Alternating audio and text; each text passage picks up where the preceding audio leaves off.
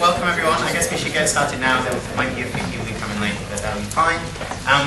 It's great to see so many of you here. Welcome to the launch event of 80,000 Hours Cambridge. 80,000 Hours is a society that's been in existence for about 2 years in Oxford, but this is our first foray into Cambridge, so we're excited to get going, and we hope you are too. A bit of admin before we start. You may see on your chairs or near you, there are two things. There's a little flyer and a little feedback form, one of these things. This is just about our next event, which is next Wednesday, in fact, so a week today, which is another talk by one of the largest philanthropists in the UK, so that'll be very fun. I'd recommend coming to that as well, if you like a good story. We're co-hosting that with Giving What We Can. This would be very useful if you could quickly fill out at the end of the talk. There should be some pens circulating around. You may have some already. Just since we're starting up, it's really useful to have some information about how you hear about things, what you feel when well about the talk, that kind of stuff. Other than that, I'll just say that so it's Wednesday today, and on Saturday we are having a pub social, which is less of a kind of formal setting. So if you have any thoughts or questions or queries arising out of this talk, I definitely recommend coming on to that. The committee will be there, at least some of us, from 7 p.m. until 11 p.m. at the Eagle. So come have a drink, and that would be great to chat with some of you. Other than that, I think that just leaves introducing our speaker today. William MacAskill was an undergrad here, actually, studying philosophy. Since then, he's spent some time in Princeton on a Fulbright scholarship and is now doing research into ethics, amongst other things, in Oxford. When he's... there are lots of seats over there as well. You guys get trapped. When he's studying philosophy, he does lots of good things in the world. Two of those things were founding Giving What We Can, which is a kind of sister organization to 80,000 Hours in 2009, and then later co-founding 80,000 Hours in 2011. You might talk some about that. He also gives talks all around the world like this one, and it's on the radio and in newspapers and blah, blah, blah, but I won't give too many credentials so you'll get bored. So other than that, I'd just like to thank you very much for coming all the way up to Cambridge, and William MacAskill.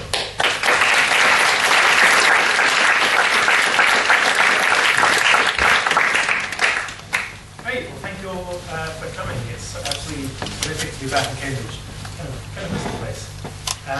So I'm William MacAskill, co-founder of this organisation, 80,000 Hours, and what it does is a non-profit, and its sole aim is to help people like you, exactly the people in this audience, to try and use their career, their time on Earth, in order to do as much good as they can.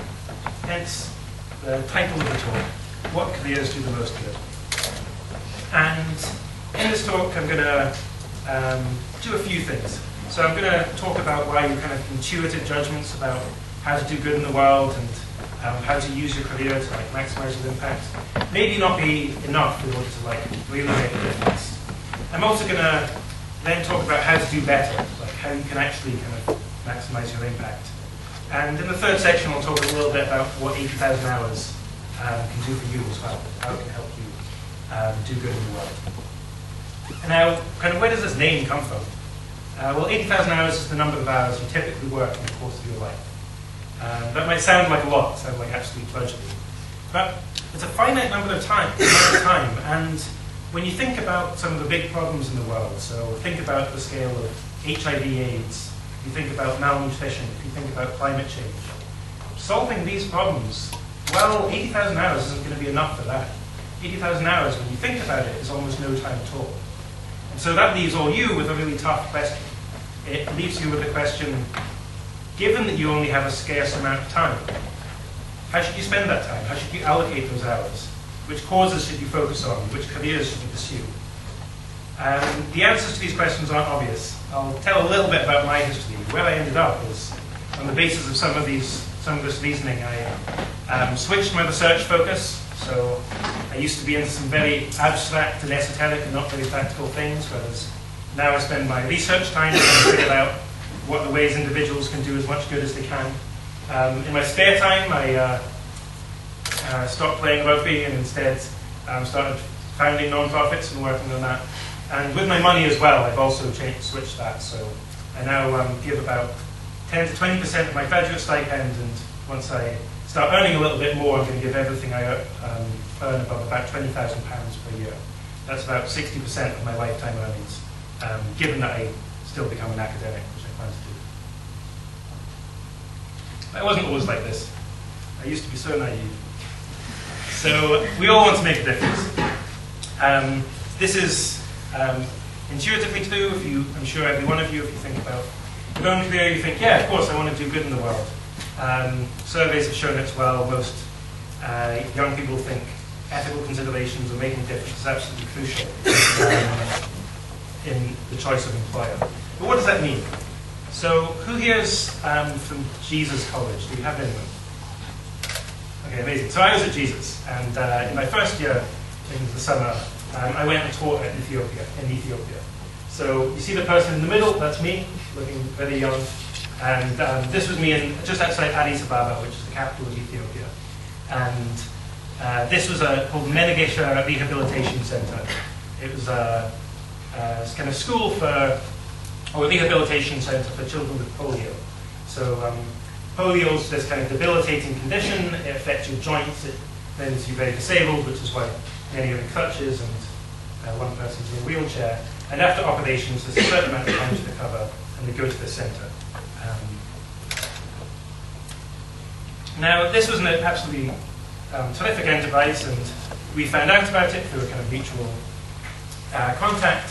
And so we flew out there, a friend and I, and we worked there for about a month, teaching things like geography, basic science, maths, and so on.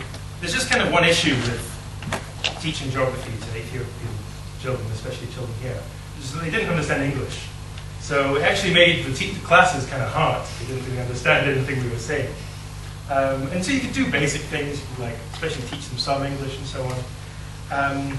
But it probably wasn't actually that useful for them. They definitely had fun as well. The second kind of issue we had was there was actually a regular teacher there. And when we came, that was great for him, because it meant he could take some time off. But it's not like we were adding to the amount of schooling they were getting. It just meant that we were displacing the teacher, and he could kind of hang around a little bit more. So overall, we had a kind of amazing time. The Ethiopians were incredibly wonderful, welcoming as people. It was an eye-opening experience in terms of seeing the poverty that was there in Ethiopia. But how much good did that really do? How much did the poorest people in the world need a couple of very well-educated Cambridge students to go and teach them geography in a language they didn't understand? Probably not that much. So I'm not going to denigrate the experience. It's obviously very important in shaping my kind of worldview. In terms of the good I did, well, it cost £1,000 to get the flights there and to pay for the accommodation and so on. Would it have helped them more to have £1,000 on polio treatment and materials for rehabilitation? Almost certainly. Definitely wasn't the best way to make an impact. But maybe we can do better. And you might think, the kind of moral of this is, you might think, well, doing good's really easy. You find a cause you're really passionate about, and then you just go after that, and that's what doing good involves. But actually making an impact is kind of much harder than you might think. And so to kind of illustrate this, I'm going to play a little game. I hope you all like games. It's going to be about guessing the impact of each intervention. So I need you all to stand up.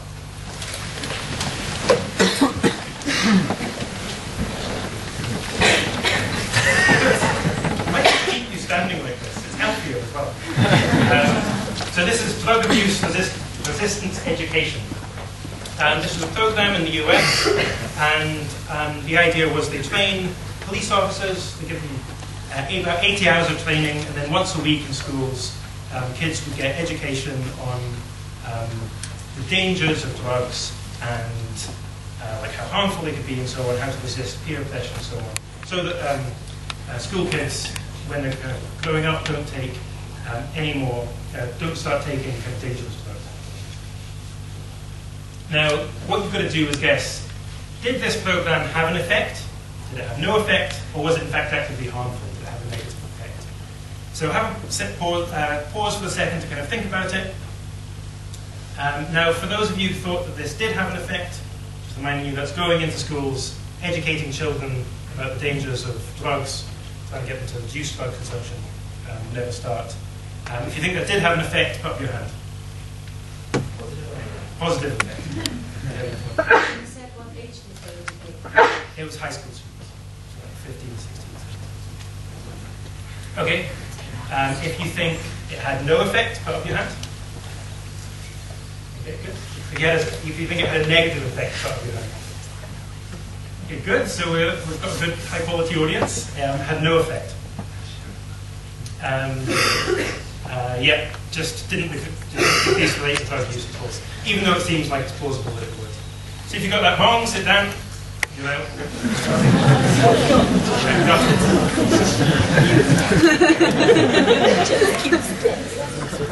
We'll take number 2, nurse-family partnership. So what this did was nurses would target and partner with young, low-income single women who are pregnant. And what they do with these women is educate them in terms of healthcare, childcare, also family planning as well. And the aim with this was to reduce the amount of child neglect, basically, and hopefully improve educational outcomes as well. And so they meet with them regularly over the course of their pregnancy. What's your view on this one? So, again, we're going to ask positive effect, neutral, no effect, or negative effect. Who thinks positive effect? Okay. Who thinks neutral?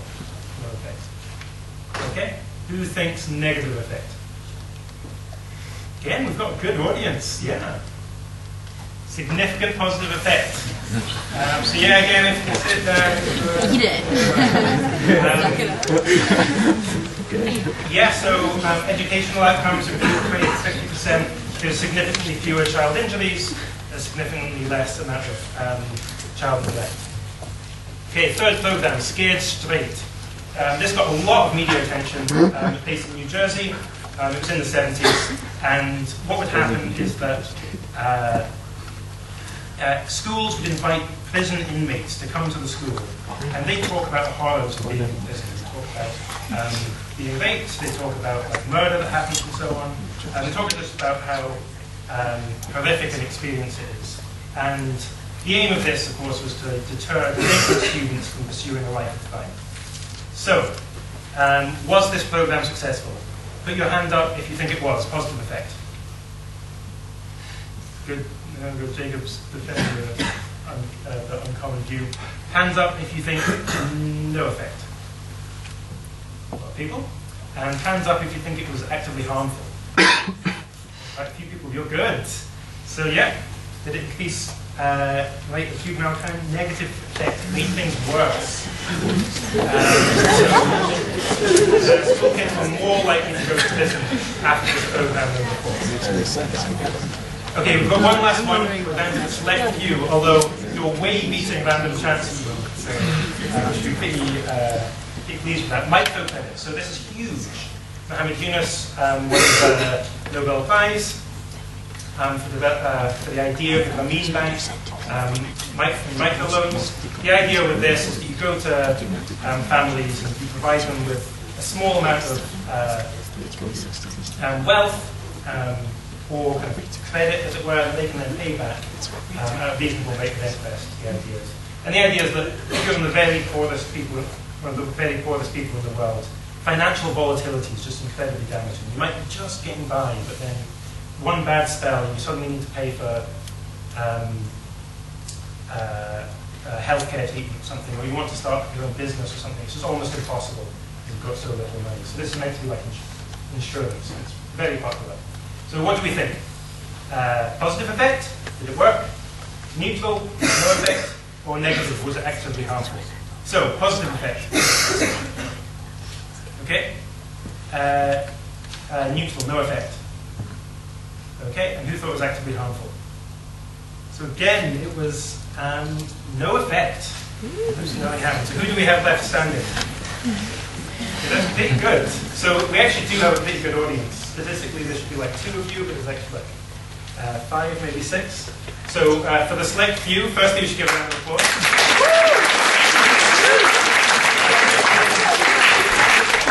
It's all actually sufficiently intuitively aligned here that I don't think we need the rest of the talk, so we don't need to go.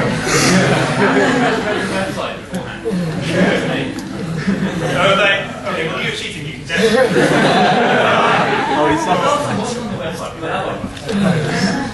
Okay, amazing. How did you do? Given how hard the code was. But what this shows is like, doing good is actually like really completely unintuitive a lot of the time. You're dealing with these incredibly complex environments, societies, and it's really just difficult to know. Just by kind of, all of these programs seemed really plausible in their face. They all seemed like they must be doing good. How can it not be good to be going into schools and telling high school kids about the importance of not taking drugs? But actually, when you look at the data, the evidence, things sometimes aren't quite what they seem. Sometimes things that look really good and do no good at all, sometimes they can even be harmful. So let's ask a new question. If you're really tired, what's the most good you can do with your career? I'm going to give you 3 principles. This is kind of developed by the research 80,000 hours in order to help you answer this question. So the first, and in fact most important, I think, is to work on effective causes. I gave you a few examples of things that didn't work, they're definitely effective. Even within the range of things that do work, there are absolutely massive differences. So I'm going to start with another story. Does anyone know what this is?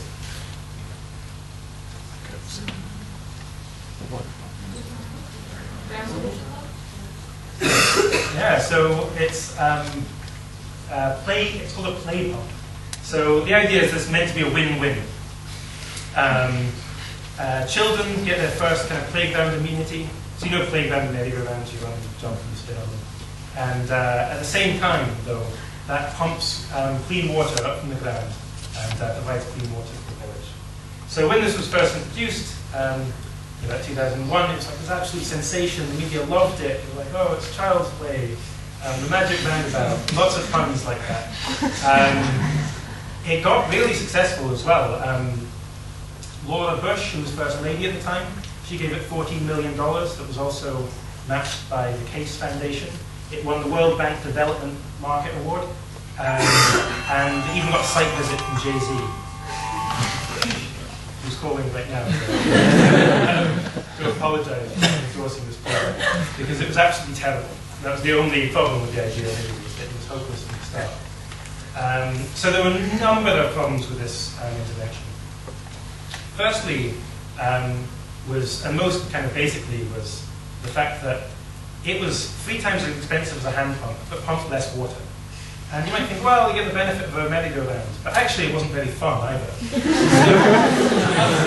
So unlike normal playground merry-go-rounds, where the entire point is that you push them and you spin freely, in order to have the torque required to actually pump water, you need to keep exerting force. So this meant that the children would get incredibly tired.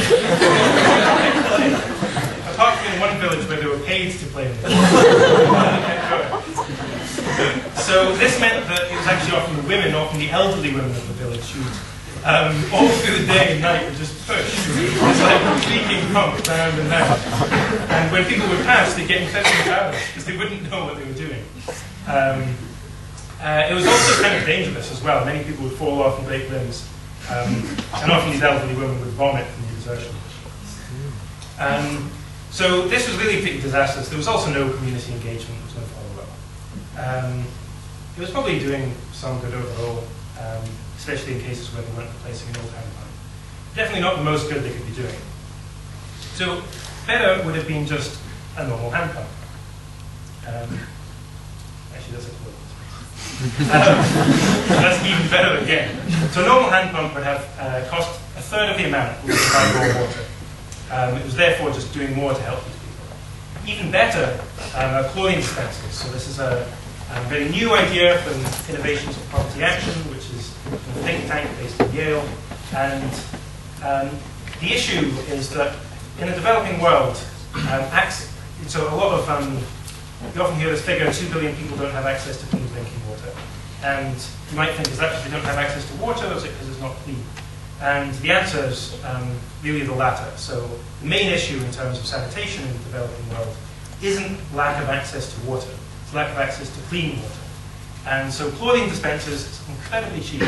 So you provide something that will clean the water in very large kind of jerry cans that water gets carried on at source, so by the hand pump. In carrying it, that dilutes the chlorine through the water and makes it safe to drink. There have been what are called randomized controlled trials done in this. It means that if you spend $50 on this program, so about £30, then on average you'll give one person an extra year of healthy life. So you have this massive health benefit for a very small cost. So that's doing better within water, but we can do better again. In fact, there's been a huge amount of research done on comparing different sorts of interventions, different sorts of solutions, in terms of how much good they can do.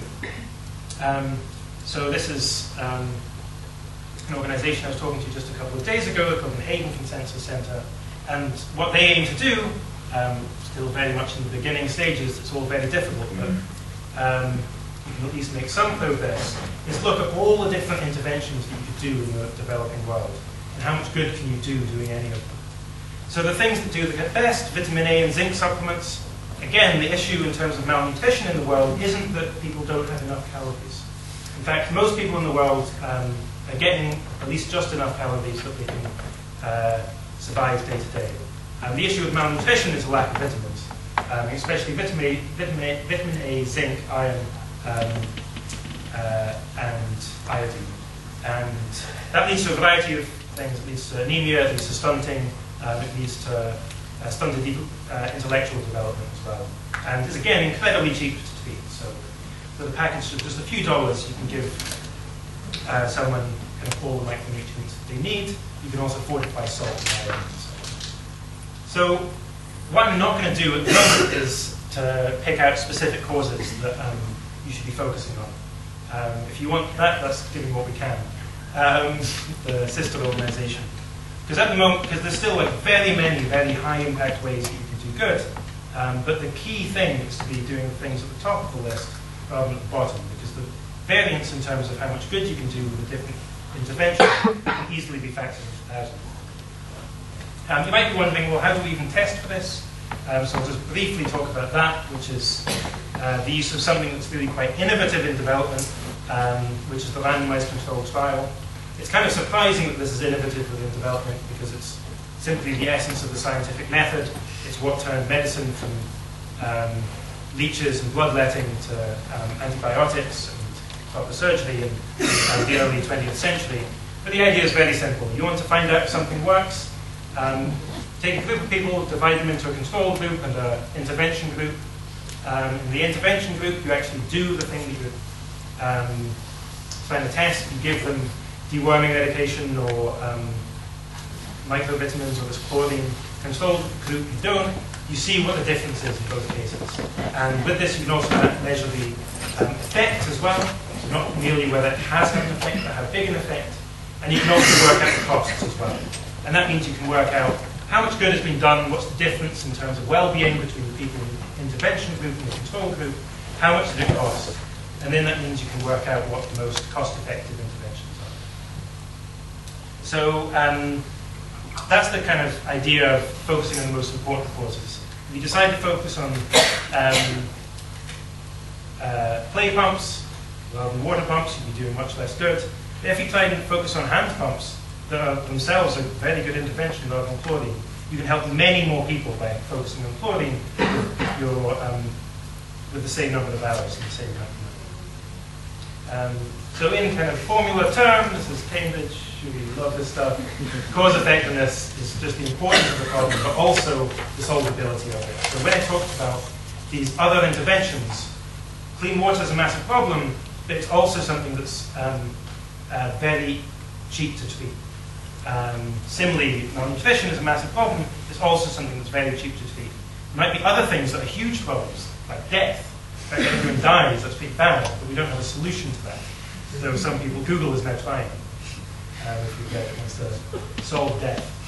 I mean, if you're a billionaire, you've got to spend your money on something. So that's why there's importantly two aspects. You can't just say, this is the biggest problem, therefore I should focus on it. You've also got to think about how much will the scarce, the limited amount of time or money that I can put in, how much good will that do? Okay, so that's the first principle, which is focus on the most effective causes. The second is the idea of leverage. So leverage is just simply how many resources can you put towards this cause.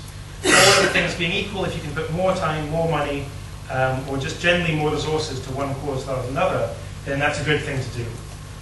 So looking at myself, when I went to Ethiopia, that wasn't very much leverage at all. I was able to talk to and kind of influence a small number of people, whereas something I would have perhaps had much larger effect, bigger in terms of resources, was, say, donating the money that I actually spent on the flights. Given that if you have altruistic aims, if you want to do good rather than just benefit yourself, the amount of leverage you can get is absolutely phenomenal. So I'll tell a story about one person in the kind of community of people called effective altruists. But the community of people take these ideas really seriously. And his wishes to remain anonymous, but I'll call him Jack. And he went to work at the World Bank. And he did this precisely for the reason he was trying to help people in the developing world as much as possible. And while there, he worked as a program manager. So it's kind of actually, if you talk to people in the World Bank who don't regard it as the highest status job, it's kind of thought of as an admin role. Maybe not quite as much as that. It's certainly not like one of the really prestigious positions. And what he does is simply decide where they're actually going to allocate their funding between different sorts of intervention areas.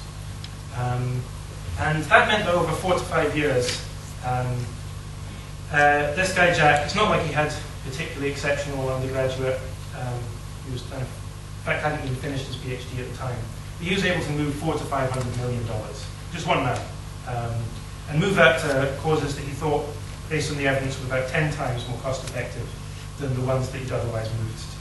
So you think about like, oh, how much good could I do? Maybe, or like if you think about a fundraising event that happens in Cambridge, you raise £10,000 or something, I think, oh, this is massive. Well, actually, one person, if you're really dedicated and can take the right positions, can potentially move hundreds of millions of dollars. Another way can be more controversial is the idea of what we call earning to give. So this is something where there are many just lucrative careers out there. And if you take one, you can earn about $10 to $50 million over the course of your life.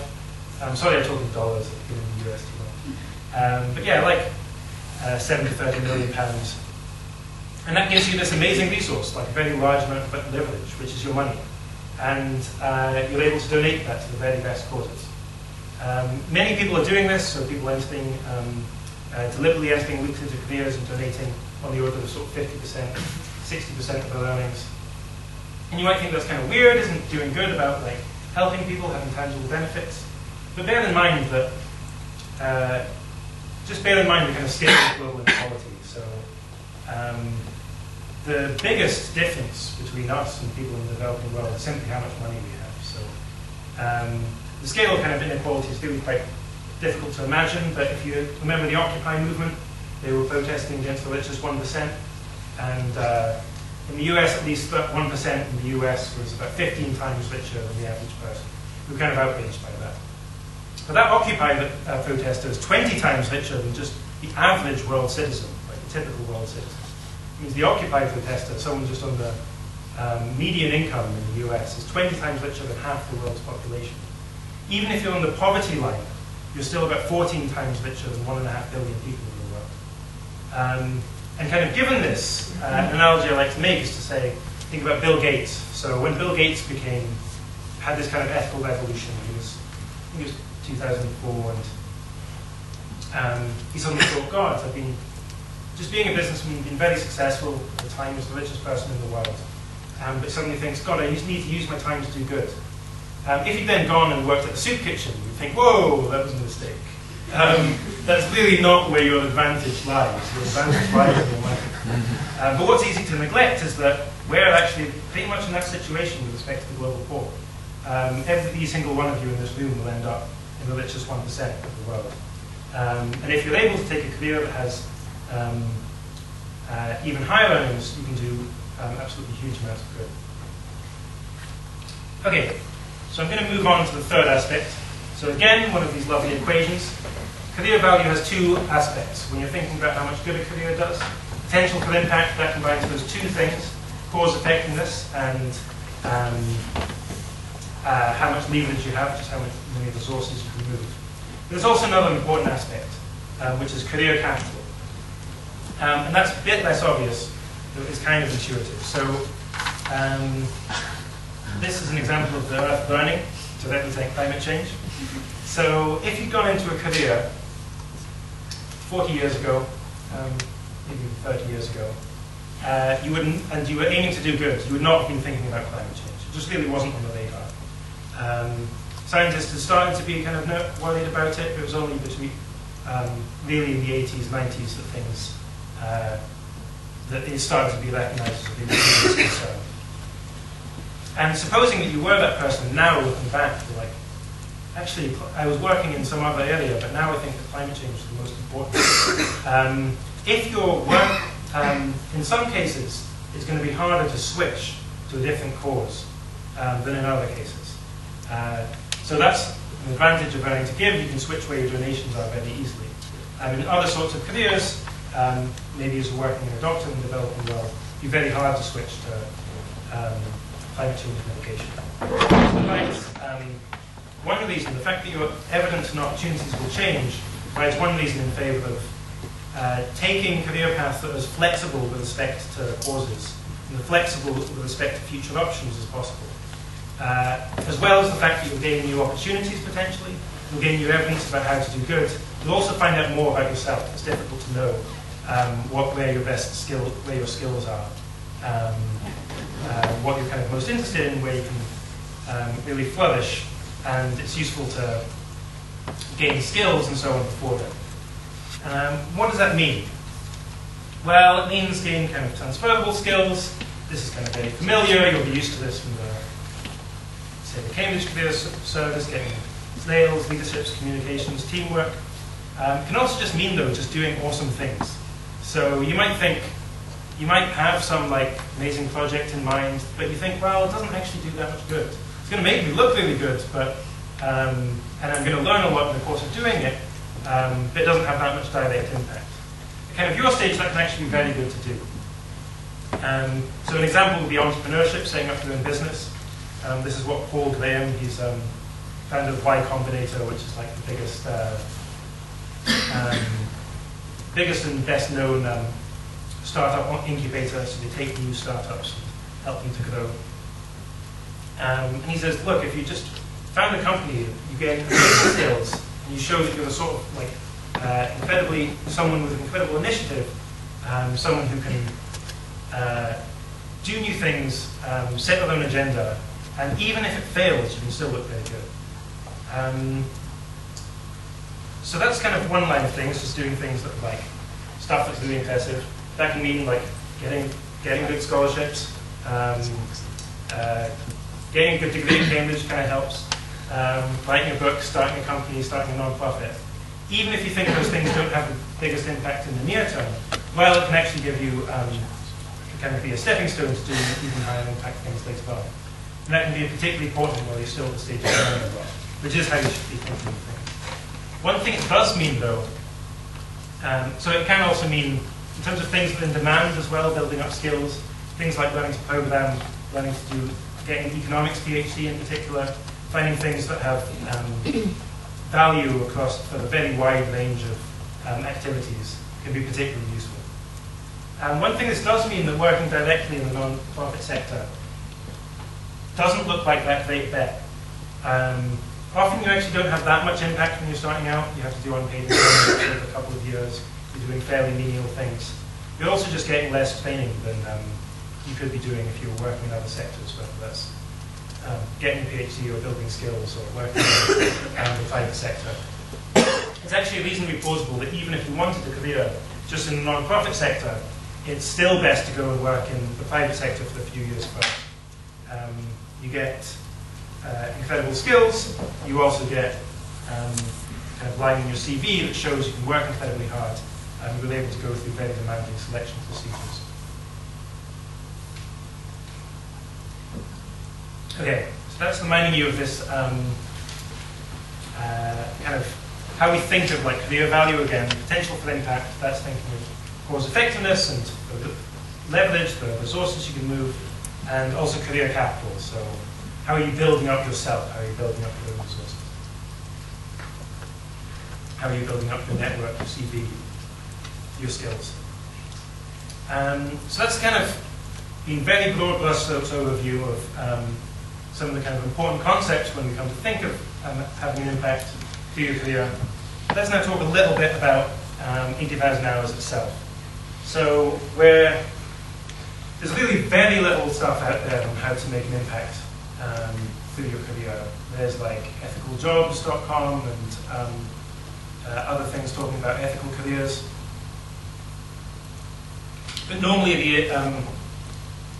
the advice is kind of very shallow. It says like, well, you can go into the non-profit sector or work for corporate social responsibility or work in maybe for an environmental job. But that's kind of as far as it goes. Nothing really tries to look at how much of an impact can you have in different career paths. And so we're really the first organization that's trying to do that. And we try and help people like you to do as much good as you can through 3 different means. So 1 is career coaching, 2 is our research, and 3 is our community as well. So I'll talk a little bit about each of these in turn before wrapping up. So in terms of our career coaching, what that is one-on-one advice, and we'll give up to a week's worth of research time for each person. It's quite competitive, but in terms of being able to provide like a kind of meaningful service, which really for such a big decision, like I say, 80,000 hours of your life, then we really require to have like quite an in-depth amount of discussion with you, answer your questions, help you decide between different career paths, and also to help you in your way as well. So in terms of people we've helped in the past, one, Nathan Fisher, we encouraged him to launch his own non-profit, which now has staff that isn't him. And he's going and doing something else really cool. He's doing a law degree right now. And secured external funding as well. We've helped other people kind of gain scholarships. We've helped other people take very influential positions. We've also helped people move hundreds of thousands of pounds to the most cost-effective places as well. So that's our career coaching. Second is our research. So in the course of our coaching, we're learning a lot. We're doing this first so that we can try and find out. These are all really tough questions, and we're not going to pretend to have all the answers, but to find out them and get better and better in terms of our understanding of how to do good in the world. We put all of that online entirely for free. I should say the coaching is free as well. Mainly through blog posts, but also on our web content. All the research is done. We have kind of an advisory board of academics at Oxford and around the world.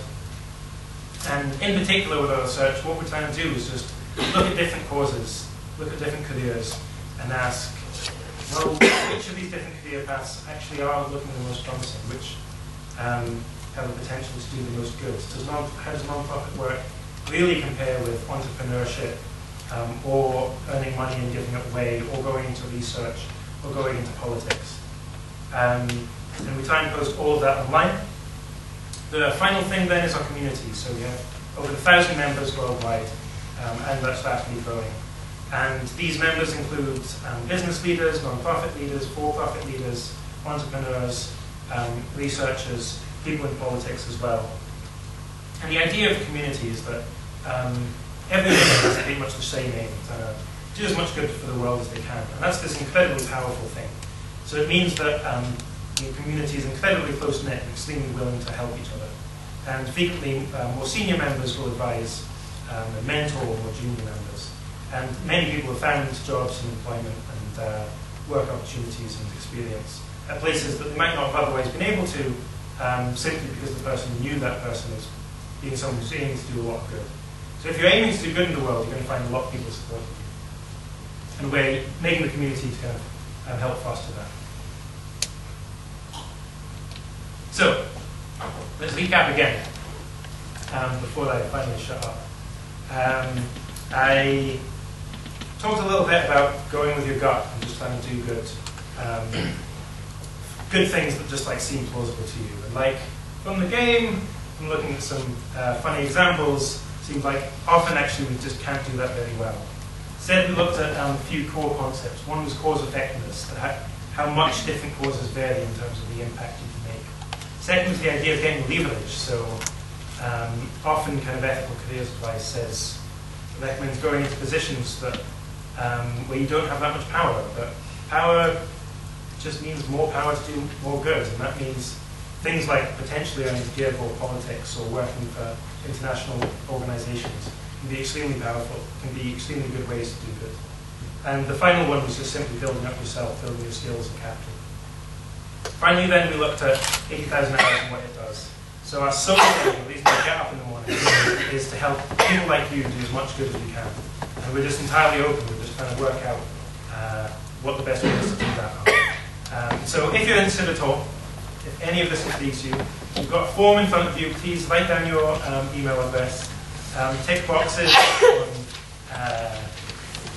joining the mailing list, expressing interest in career coaching, and especially getting involved with the 80,000 hours chapter.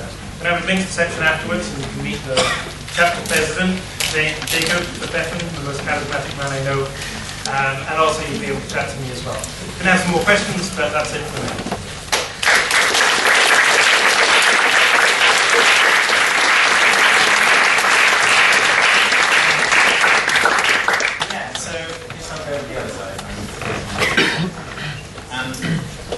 Yeah, so we've got some time for questions. Since there's so many people, I think we're going to have to stick to one question each without follow-ups, unless the questions dry up.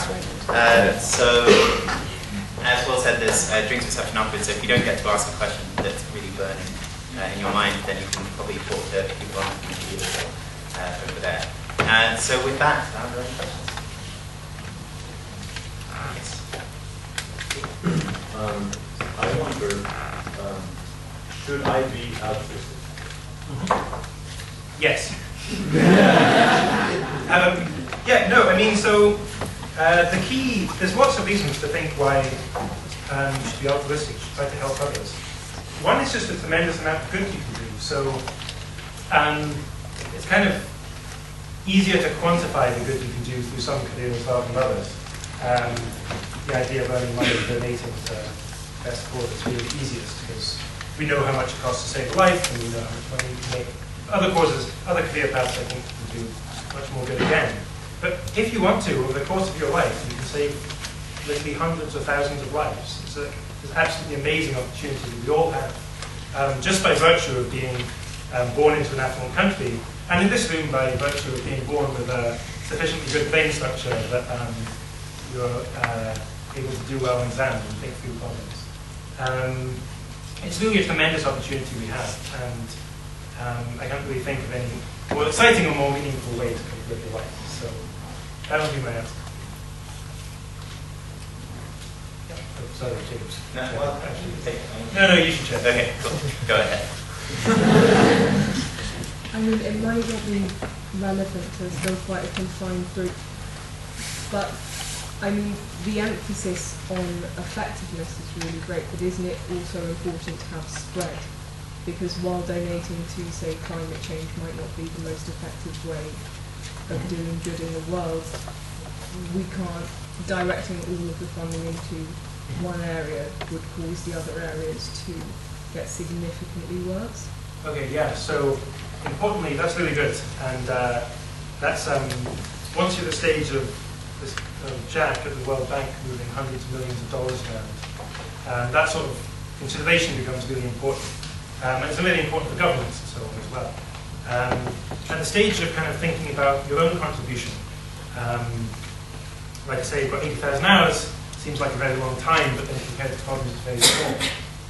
then that issue just doesn't really arise. Like, if you're like, you go in, you're like, oh, well, I've solved dirty water.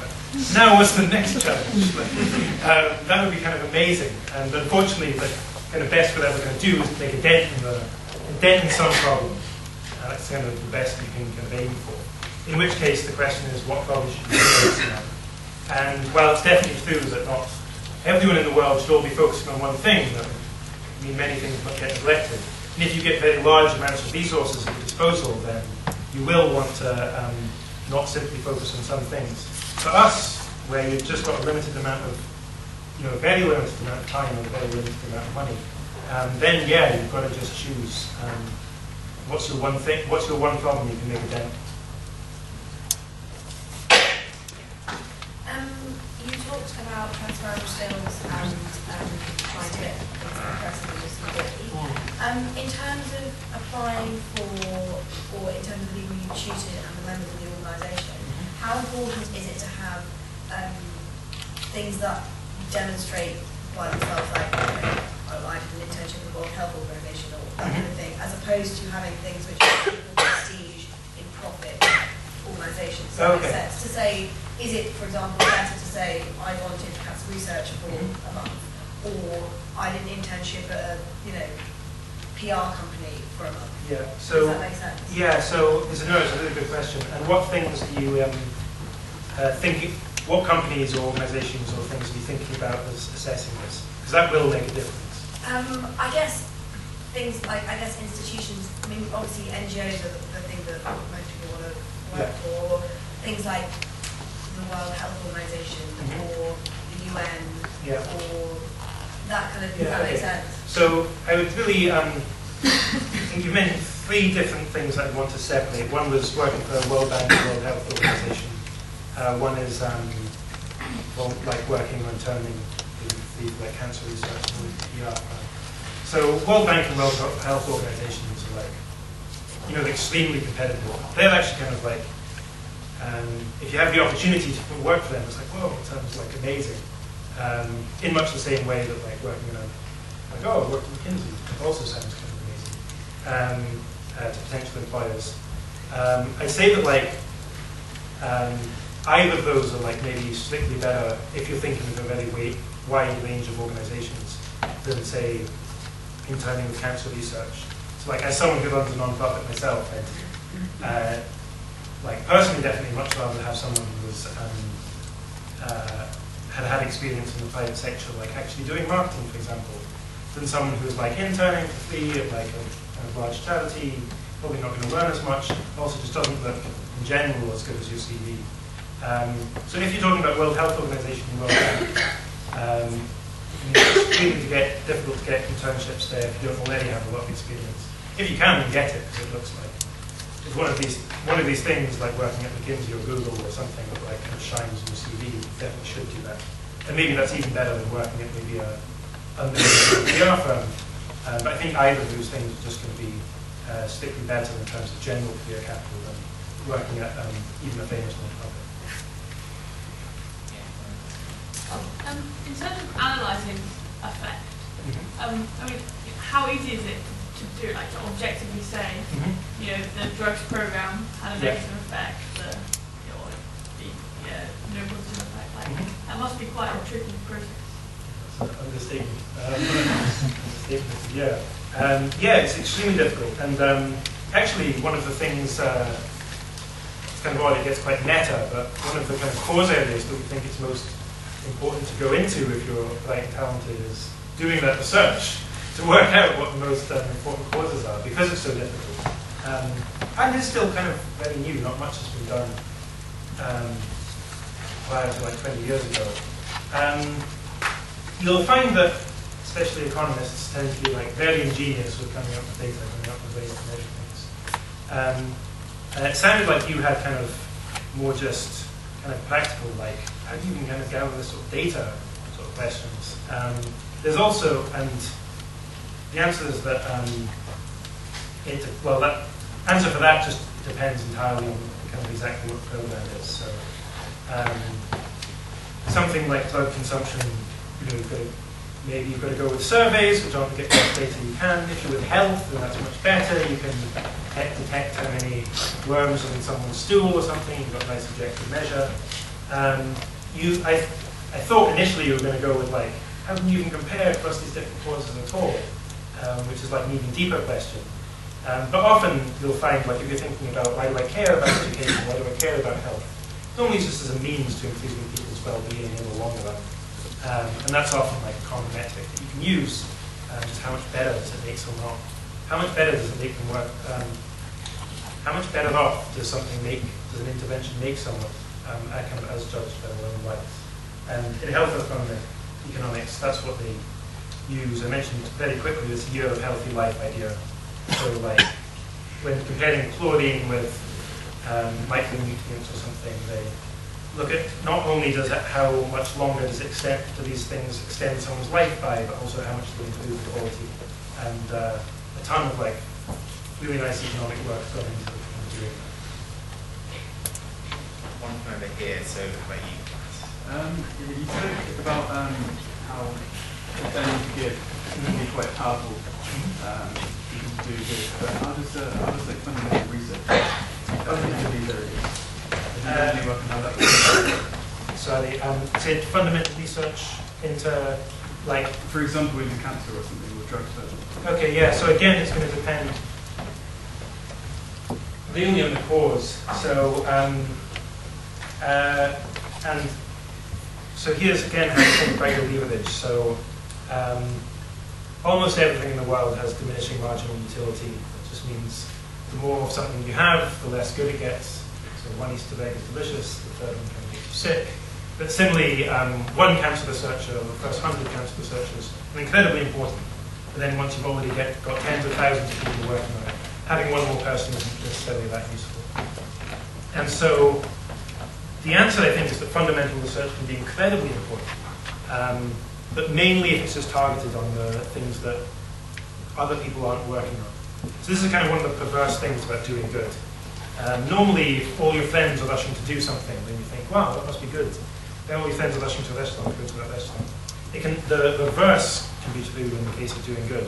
If everyone's going to do a certain topic, then actually that means it's you're getting diminishing returns. Maybe you should go do something else. And so I joked about ending aging, curing death.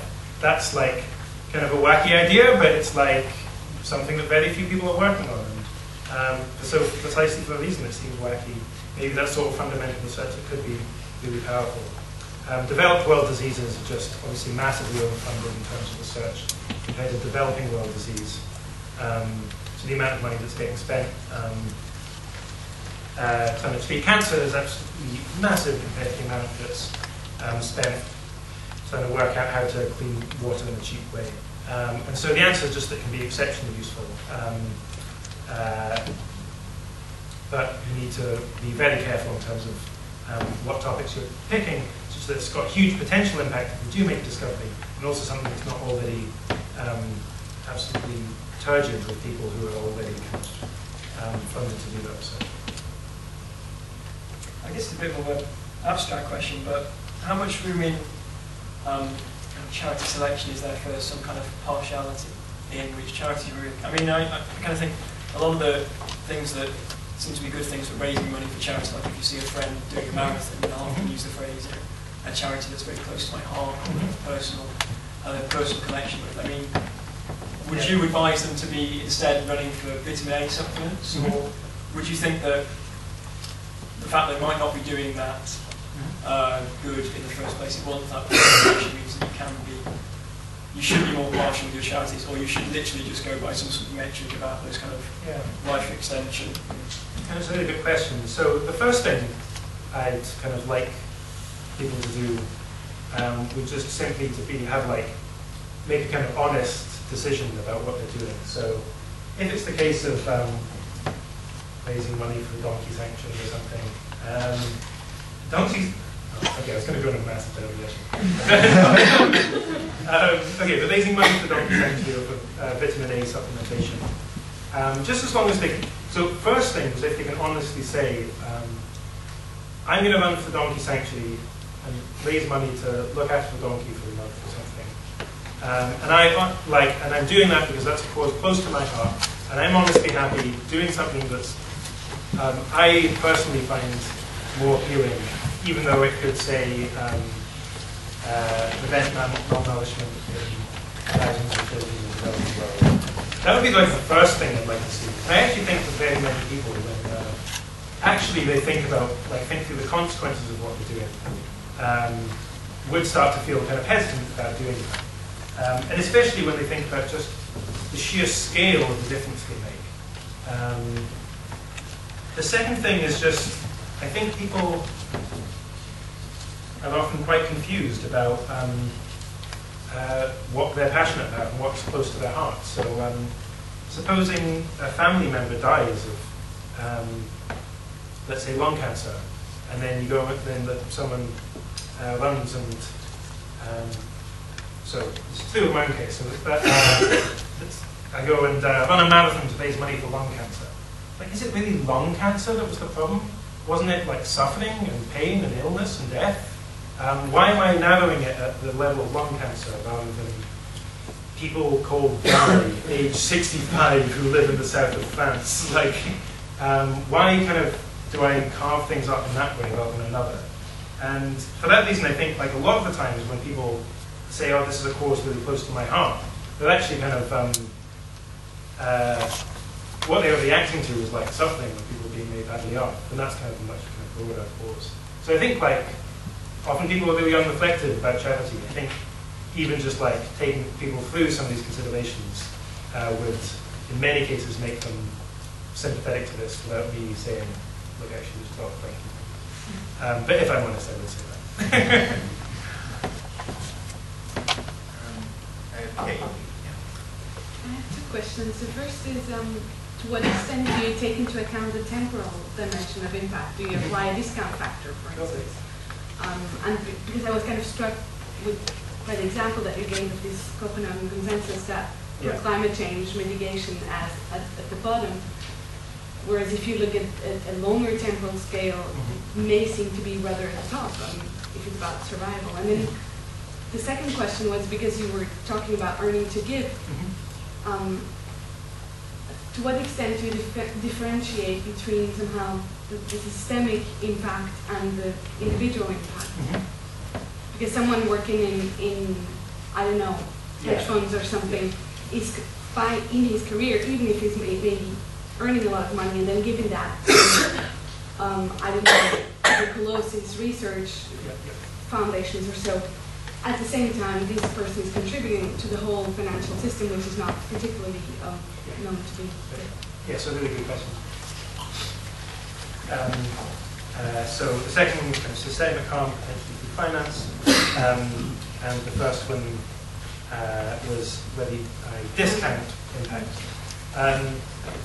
So on that. In terms of, I think actually the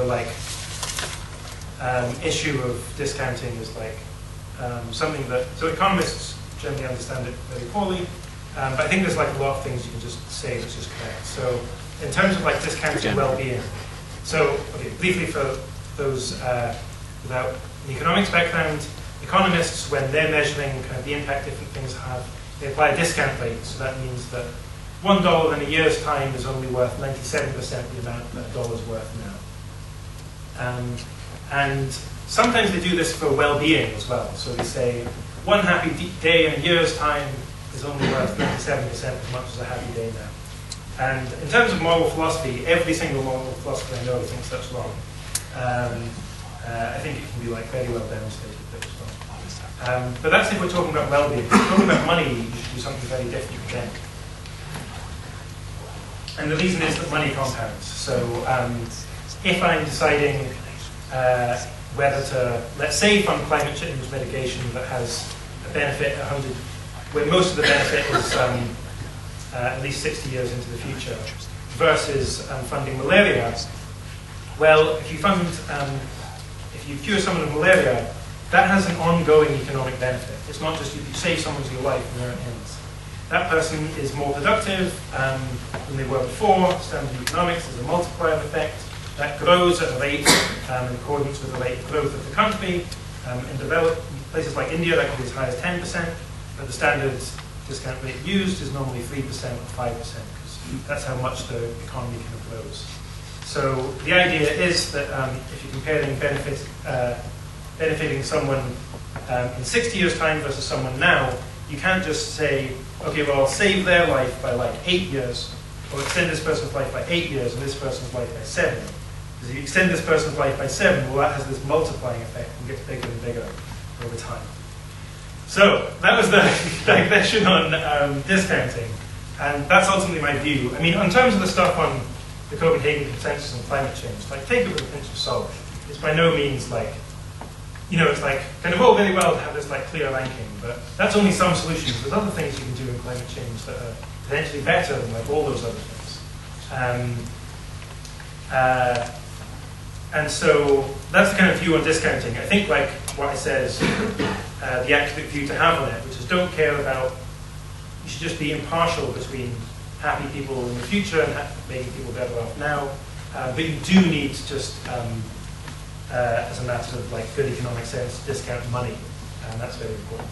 The second thing, I'll try and be quick, on earning to give through finance, and whether that's net harmful, what your harmful effect is. Kind of two things. So we've looked into this quite a bit because it's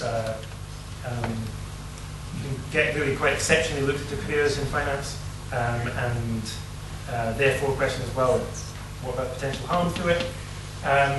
And one is that finance is just this absolutely huge field. It's about 1 million people work in finance in the US alone. And be very wary of like very simplistic slogans like finance is harmful because they cause the economic crash. So it'd be kind of like saying physics is harmful because they developed a nuclear bomb.